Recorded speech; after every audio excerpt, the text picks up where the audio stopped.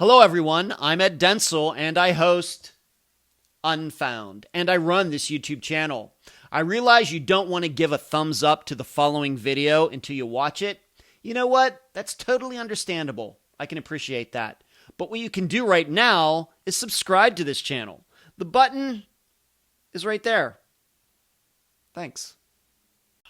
Hello, everyone, and welcome to this special edition of Unfound on Unfound's YouTube channel.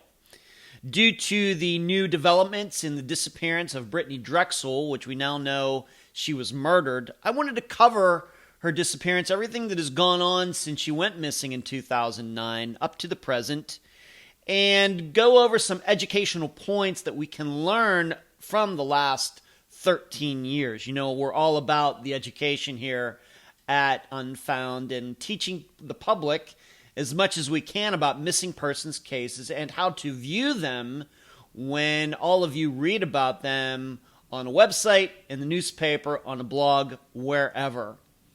So, in the disappearance for Brittanee Drexel, she was 17 years old. She disappeared on April 25th of 2009 from Myrtle Beach, South Carolina. And her remains were found very recently, May 11th of 2022.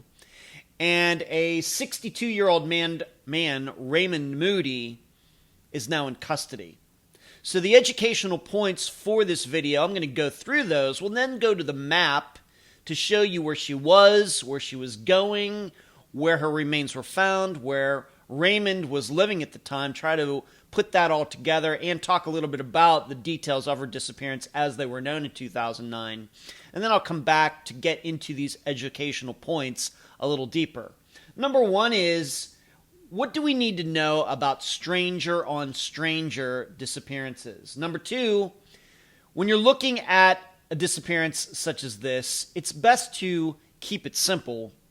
And number three, remains and prosecutions. Once again, I'll go to the map, and then I will come back to get into those points a little deeper. Okay, let's take a look at the map, the most important locations for the disappearance of Brittanee Drexel. To start out, she was from Rochester, New York. Coincidentally, we've covered a couple disappearances on Unfound from that city. But Brittanee, being 17, she was not allowed to go on this trip, kind of a spring break trip with her friends. She was not allowed to go. But what she ended up doing is she ended up pulling one of those, well, I'm going to go stay at a friend's house stories that I think every teenager has done, even myself. And so she went on this trip with her friends anyway. And probably one of the most tragic parts of all of this is that her mother didn't even know that Brittanee was on this trip until after Brittanee disappeared, when she found out that she was missing. So going to that date of April 25th of 2009, so long ago that I was still living in Las Vegas. We're going to first take a look at this area. Once again, the way we understand the movements at the time is that at 8 p.m., she was at the Bar Harbor Hotel right up there in the right-hand corner of the screen. But then a half hour later, she was seen down here at the Blue Water Resort at 8:30. And sometime around 8:30 or shortly after that, videos showed her leaving this location. She sent a text to one of her friends saying she was going to meet another friend at another hotel. I couldn't find any at least recent information about where this other hotel was. Was she going to walk there? Was she going to, I think this would have been before Uber and Lyft. Was she going to take a taxi there? I don't know if anybody is sure. All we know is that she texted one friend saying that she was going to see another friend. However, all I can tell you, it is presumed that she did walk from this Bar Harbor hotel up in the right-hand corner of the screen down to the Blue Water Resort in the left-hand portion, bottom left-hand portion of the screen. and she did this by herself. No camera showing her with any men, with any women, her talking to anybody. Although I will be talking about later in this video about now we know that there was a picture or video of her passing some young men who I think became suspects in her disappearance. But at 9:15, she sends this text that she is going to meet a friend and she is never seen again. So now here in 2022, then she went missing after that. Nobody was sure what happened. But we now know, according to recent statements from law enforcement, that they believe that she ended up being strangled to death way down here near the Santee River. I'm just going to put that all in the picture again. Santee River is down here at the bottom of the screen. Now you're going to hear later in this video, McClendonville is going to come up again, but I think that this was just a big nothing burger myself. But in any case, law enforcement believes that she ended up being strangled at the Santee River. This is this river that comes out right there. And then her remains were eventually found on Old Town Avenue in Georgetown in South Carolina. And that is where that red mark is in the middle of the screen. So you can now see, though, over here in this little white box, to drive that from driving way up here to down here and then to there, hour and a half. And I'm going to comment on that a little bit later in the video, but I'll just say it here. This tells me that Raymond Moody, and maybe I should state one more thing. Raymond Moody is now in custody for the rape, murder, and kidnapping of Brittanee Drexel. He's been a suspect since 2012. He was a registered sex offender. He had been in jail for 21 years, back starting in the 1980s, because of the rape of a 9-year-old. Now, what I was going to say before is that at the time of Brittanee's disappearance, he only lived like 2 miles from Old Town Avenue. That is a fact. And so the way I would interpret that, I'm going to talk about this a little more later, is that for him to live that far away from here up to Myrtle Beach up here, I think that he went up to Myrtle Beach that night looking for a woman to pick up and rape. Could have been a 17-year-old, could have been a 37-year-old. Maybe if he even found a very young child, 5-year-old by herself, he might have picked that little girl up too. Given the distance between where he was living and where Brittanee was taken from, not much doubt in my mind, he went up there with one goal in mind that night. So that is the map for Brittanee's disappearance. I will now go back. You'll see me on the screen, and I will talk about 3 educational points for this video. And we're back. Before I get into those educational points regarding Brittanee Drexel's murder, I would like to ask all of you to subscribe. The button, I think, is down here. Sometimes I'm never sure. Sometimes it does the mirror image video. I'm never quite sure. It's down in one of these corners. You can subscribe to this channel if you're not yet a member. Maybe you're just finding Unfound for the first time. Please share this video. I know that Brittanee's murder is very popular in the news right now. I think I'm putting out some good content here. So please share it with anybody that you think would be interested in what I'm saying. Also, you might consider joining this channel. That's the button down here, the little join button. And for the low, low price of 10 cents a day, you get some special privileges here on this channel that you can read about if you hit the join button. And like I said, only 10 cents a day. And please give this video a thumbs up. All the people who watch the live show on Wednesday nights know how important it is to me for these videos to get a lot of likes. So if you could do all that, I would appreciate it. Let's move on to those educational points, starting with number 1. Stranger on stranger disappearances. Now, right now, I'm sure there are a lot of parents with teenage girls hearing about Brittanee Drexel's murder and, having a lot of fear. It's kind of understandable. This is horrible. It's absolutely horrible. But I think that takes away from what the reality is. And the reality is the odds of a girl, a grown woman, an adult woman, a 5-year-old girl, pick an age, the odds of them being harmed by a stranger are so low. It's certainly calculable. There is a percentage of crime in the United States in which that happens.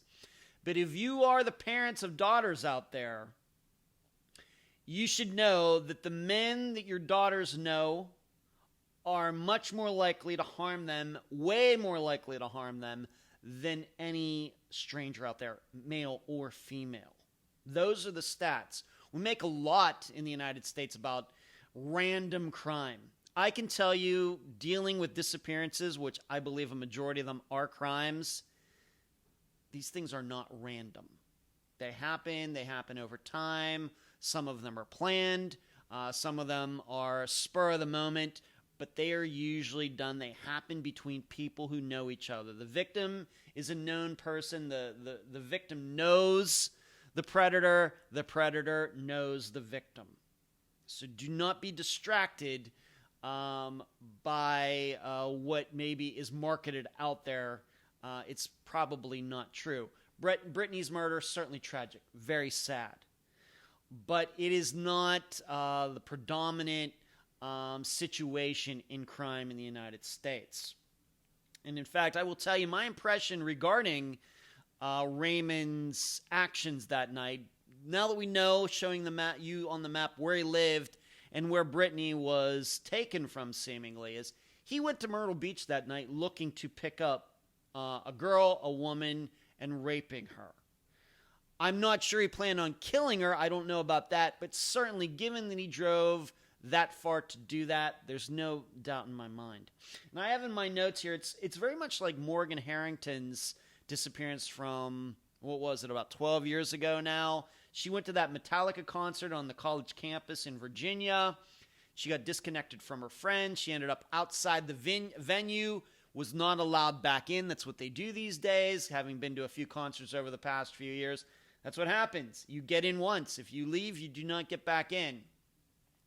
But she got stuck outside. She told her friends she was going to try to go somewhere. And this guy, who was a killer, picked her up, raped her, killed her. There's no doubt in my mind in that situation that guy was cruising that college campus looking for a woman by herself to take advantage of.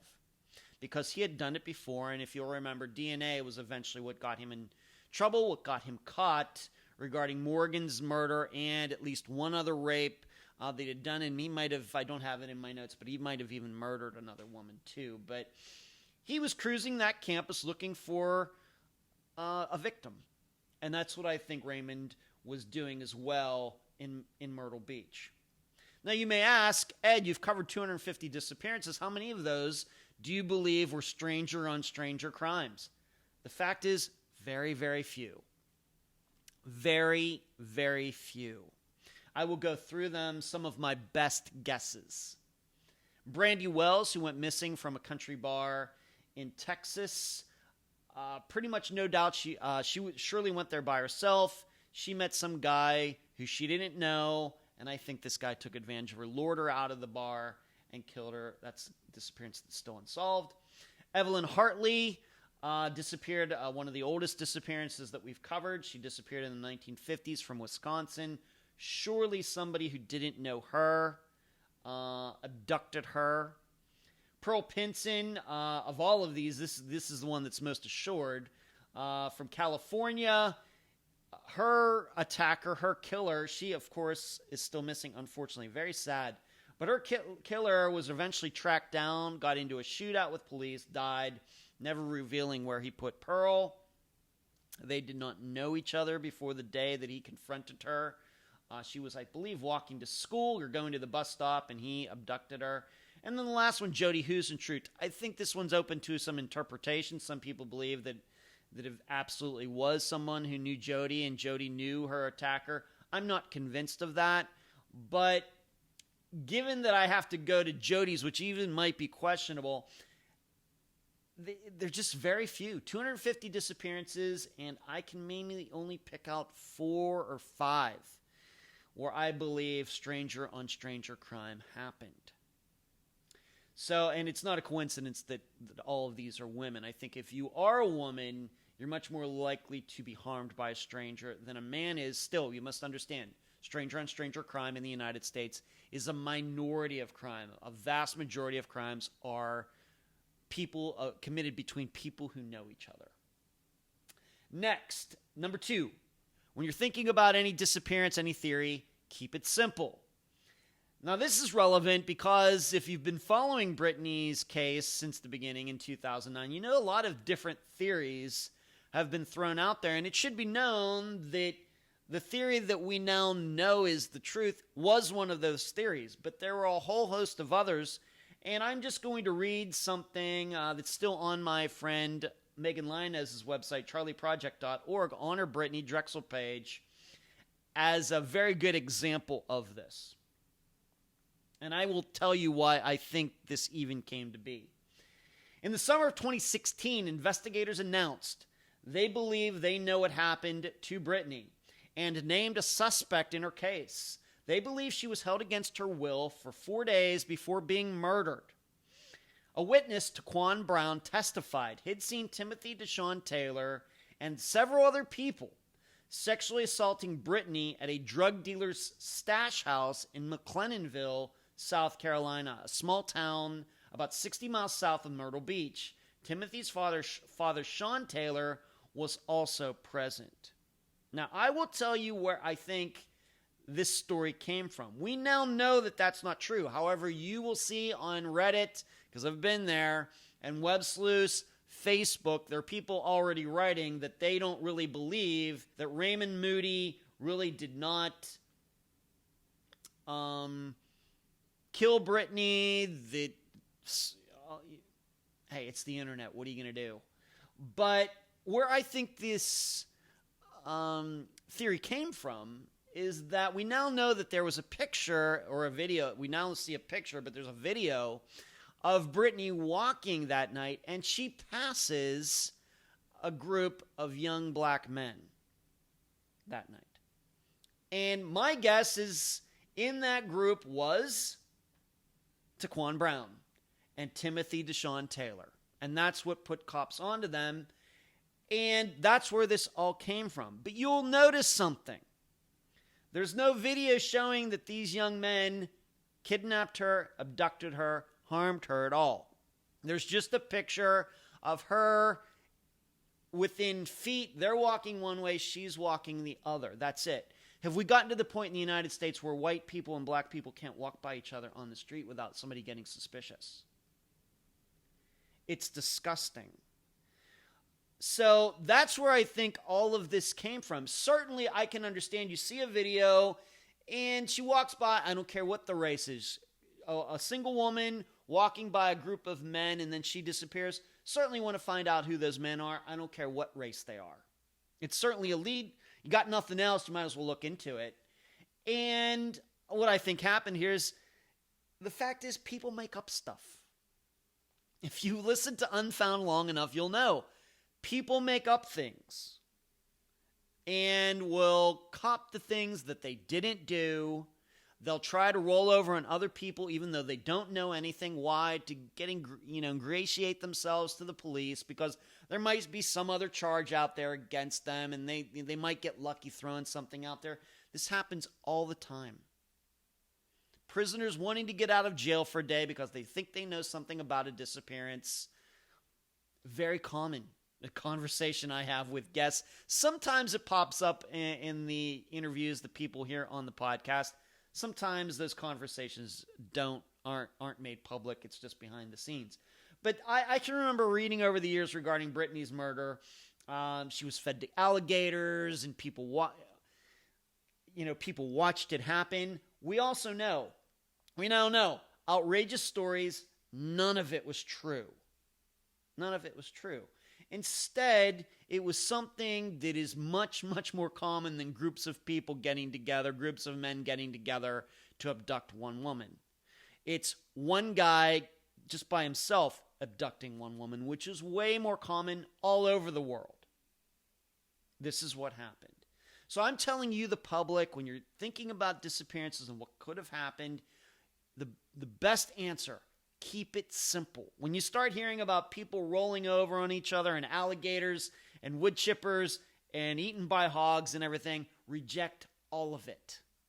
Now, I'm not saying it hasn't happened once in the history of time, but it's rare. It's better off just to look at what seems to make the most sense. And dare I say it, from my standpoint, even before I started Unfound, looking at Brittanee's disappearance, that it just seemed to me that she had run into the wrong guy. And now we know that that is a fact. I hear a lot of stories. I've heard as many crazy stories as anybody in true crime or law enforcement in the last almost 6 years. None of those stories have come true. None of them. And I've heard quite a few. Now, on that topic of keeping it simple, there are some disappearances. I will give you some examples that were solved. Unfound cases. Andrea Bowman, very straightforward. Her father killed her and buried her in the backyard. Zoe Campos went over to Carlos Rodriguez's house. He killed her, buried her in his backyard, even though it took law enforcement 5 years to figure it out. Esther Westenbarger, certainly a little mysterious for some years, but when she was found in her car in that pond in Kokomo, Indiana, it all became very clear very quickly. And although it was mysterious, it certainly was not complex. The two were certainly mutually exclusive. Yes, they were mysteries, but not crazy resolutions. And the fact is, Brittanee's disappearance and we now know the way she was murdered, unfortunately, it's very common. The stranger on stranger part of it is rare. But her being killed by a man by himself, and being strangled and being dumped somewhere, that's probably happened in the United States right as I'm recording this video. So it's very sad, and maybe we'll be able to stop all of it one day. And educational point number 3, remains and prosecutions. All of you need to understand something. This guy was seemingly a suspect since 2012. That's what I've read. But law enforcement did nothing until Brittanee's remains were found. This is pretty standard. There's nothing unusual about this. We can go round and round about whether this is right or not, but prosecutors, for the most part, will not charge anybody with murder until a body is revealed. All right, that's the way it is.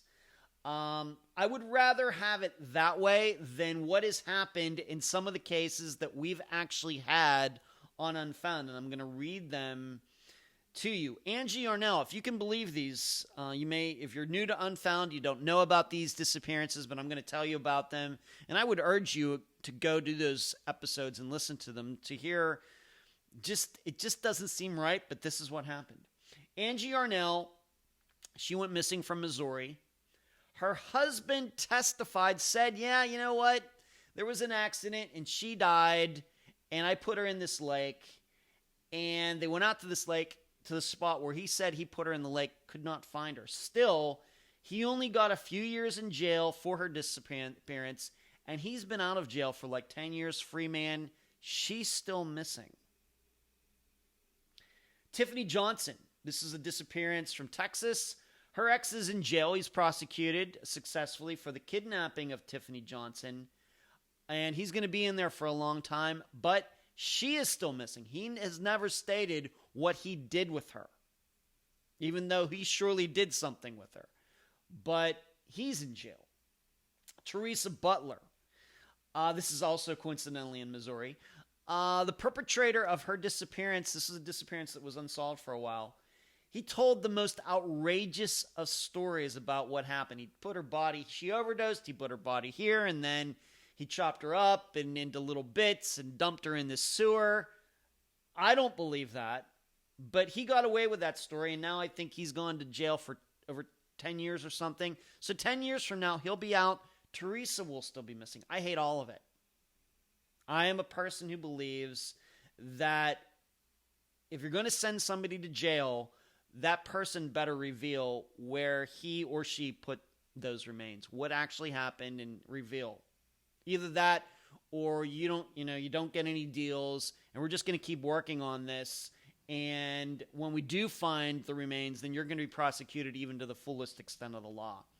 Because I think that these families are really getting undermined in their efforts. They're trying to find out where their loved one is, and then prosecutors, they don't have a body, but there's maybe public pressure or something. They make a deal with these killers, but part of the deal is not to reveal where the missing person is. It's crazy. So I'm a person who would rather have it just these people walking around, free men, free women, us just identify who they are so the public knows. Stay away from these people. And in the meantime, we'll try to figure out where these missing people are. But I don't like these prosecutors sending these people to jail, and these people don't have to reveal where the missing person is. I have written here, prosecutors seemingly have not figured out how to make deals in these types of situations. That happens all over this country, in every state in the union. It's not just California or just Florida, Texas, New York, wherever. It happens in multiple states, and I hate all of it. So that's what you need to keep in mind regarding remains and prosecutions. So that's my analysis of Brittanee's disappearance that is now a murder. Very sad. Every parent's absolute nightmare. It's an absolute nightmare. But it's one of the reasons that I tell my viewers and listeners, you got to keep your head on a swivel out there, both men and women. Notice if you're being followed. Notice if you're being stalked. Don't be, tricked by overtly friendly people and all of this. I don't know if we'll ever know what the circumstances were of Brittanee running into this guy. Hopefully we will, and then maybe we can learn something from that. But you just got to keep your head on a swivel. These days, with everybody in their phones, you got to have your eyes up. Leaving a Starbucks, a grocery store, your job, walking out to your car from your apartment, both men and women, you have to be aware. And that's, I think, the number one thing that will prevent disappearances and murders like Brittanee Drexel's. So thank you for watching this special edition video on the Unfound YouTube channel.